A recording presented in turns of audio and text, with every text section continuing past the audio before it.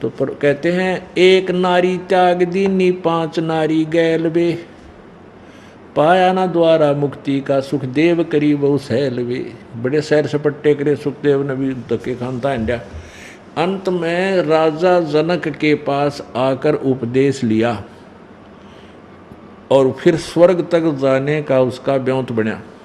कहते हैं बैरागी सन्यासी सेवड़े तन पर छार लगावे हैं, ये पांचों नार 25 लड़के काम क्रोध मोह लोभ अहंकार, और ये शरीर की 25 प्रकृति, कहते हैं ये सब घी घी बांधे रहती हैं।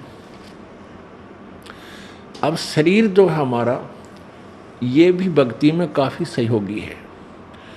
अब जैसे हमें शरीर मिलता है नेक माता पिता से, जिनका अच्छा आचरण शुद्ध विचार, तो उनसे हमें शरीर मिला है, तो उनका गुण उस शरीर के अंदर हमारी आत्मा को सहयोग देता है, और हमारे ऐसे ही आचरण, ऐसा ही व्यवहार, ऐसी ही प्रक्रिया, ये प्रकृति है हमारी 25, ये हमें सहयोग देती है।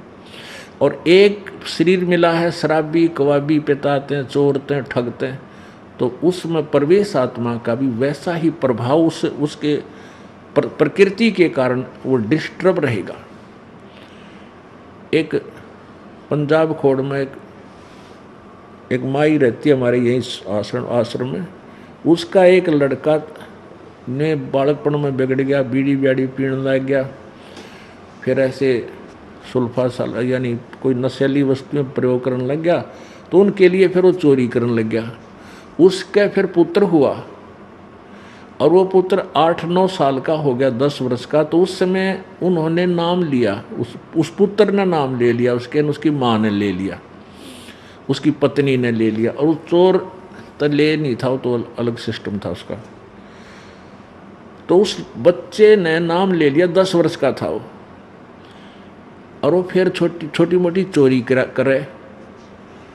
तो उसकी दादी ने शिकायत करी, जी ये लड़का नो ऐसे ऐसे चोरी करता है, उसकी माँ ने भी करी।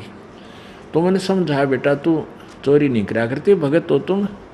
नो बोला जी मेरा बस की बात को ना, ऐसा ऐसी हुको किसी उठा जाऊँ या चीज़ उठा लूँ मैं बोला भाई नो क्यों उठा है तेरा हुको की।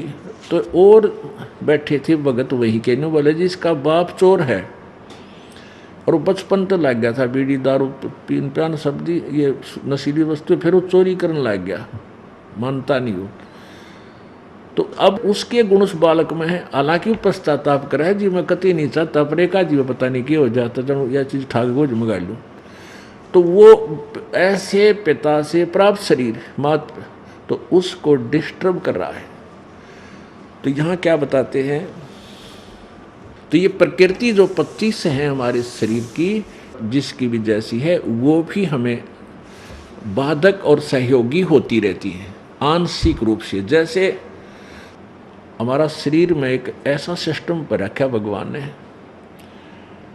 ये दास जब सर्विस करता था तो अरे मालिक का ज्ञान समझ में लिया था, नाम उठत नाम बैठत नाम सोवत जागवे, नाम खाते नाम पीते नाम सेती लागवे।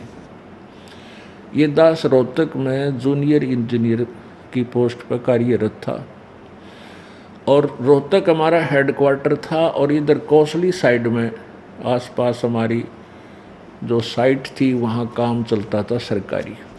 तो रोहतक से कोसली लगभग 70 किलोमीटर के आसपास है। वहाँ से मोटरसाइकिल पर चलता था आराम से, और वहाँ तक जाता था 1.5 घंटा लग जाता, 1.25 घंटे। वहाँ से वहाँ तक परमात्मा का सिमरन करता, इतना आसान नहीं, इतना बढ़िया। तो फिर ऑफिस था हमारा उधर प्रेम नगर रोहतक में, और घर था इधर हिसार रोड पर कति नव भारत फैक्ट्री दौरे, यानी 8 किलोमीटर उल्टा सारे बाजार को पार करके। तो कई बार घर वाले कुछ सामान लाने के लिए लिस्ट बना देते, आते समय लेके आना।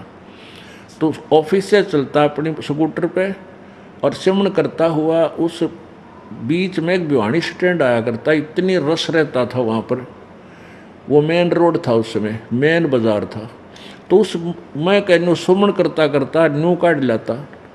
सुमन मालिक कहा, और यार ये शरीर हाथ पैर अपने आप क्लच प्लेट पे ब्रेकों पे अपने आप चलते रहते हैं, पता भी नहीं लगता कब कौन सा के करे।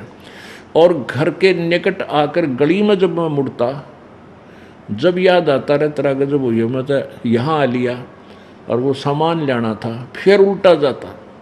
तो कहने का भाव ये है कि हमारे ये प्रकृति जो शरीर की ये अभ्यस्त बनानी पड़ेंगी, फिर ये हमारा सहयोगी हो जाती हैं।